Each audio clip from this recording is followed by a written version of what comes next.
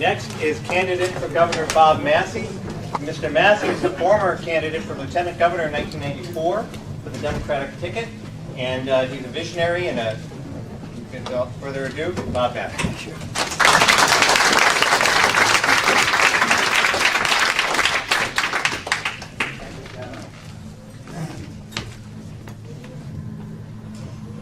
Thoughts and prayers. Thoughts and prayers. That's what we keep hearing about.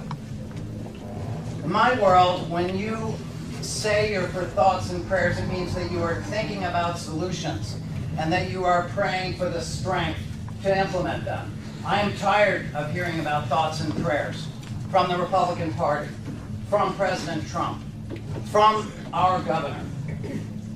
We need leaders now who have backbone and who can act. Because as I look around this state, as I've been in more than 250 communities, I see real problems, structural problems that need leadership. Not just management, leadership to address these underlying problems. And you know what they are. We need a governor who is willing to act on housing. People do not have access to decent housing.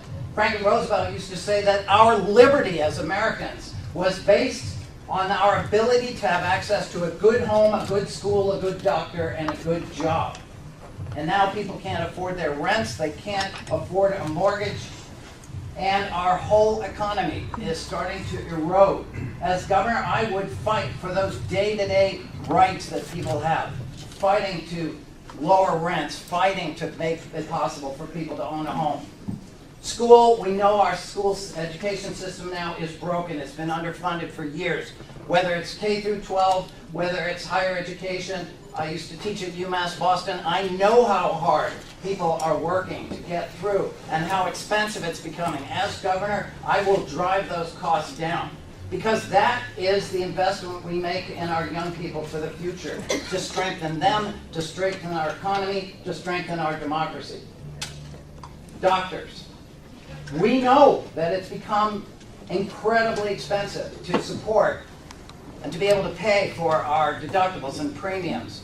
I'm someone who grew up with a serious chronic illness. I was born with hemophilia, which is a bleeding disorder, and so I couldn't walk between the ages of 4 and 12. And I got that ability to walk back because of the nation's commitment to single-payer health care, to national health insurance, but it was not the United States. It was France, where my parents moved for their work, and we discovered they would cover me as a foreign resident.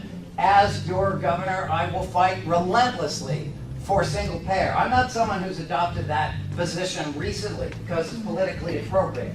I have fought for that for 40 years. And jobs, we know how crappy many jobs are. The unemployment rate might be low, but they don't pay enough, they don't come with benefits. People are stuck in independent contractor jobs. We have the gig economy, and on and on. I used to run something called the New Economy Coalition, which is about bringing money and capital to local communities in order to create greater jobs, more investment, support for small business. I have done that work on a national and international level. A governor also needs to be able to look into the future. A woman in Weymouth told me that's a governor's role, and I agree with her. Look into the future, see what's coming at us, and help us to prepare. Climate change is an issue that I have worked on for a long time. I organized the first big meeting on climate change in Boston in April 1992. And we have failed on that, but we could be moving to 100% renewable energy. We don't need the compressor station. We don't need We are being ripped off by our utilities who make money by building pipelines, and they are not public utilities. They are Wall Street investor-owned utilities. As governor, I will take them on. I will fire the members of the Department of Public Utilities, all those commissioners. I would redo that system. I would lower your energy bills, and I would put us on track to be a 21st century economy. Right now, this governor is pulling us backwards. I also believe that we need to address the economy of the future in the form of things like artificial intelligence. You know those driverless cars? They don't have drivers, which means taxi drivers, Lyft drivers, Uber drivers, truck drivers. So this is a very short time. I will stay to talk to you, but I just want to say that I have led organizations, built organizations nationally, internationally to create structural change. It's true, I am not a Beacon Hill guy. I am not a budget guy. I am a movement leader.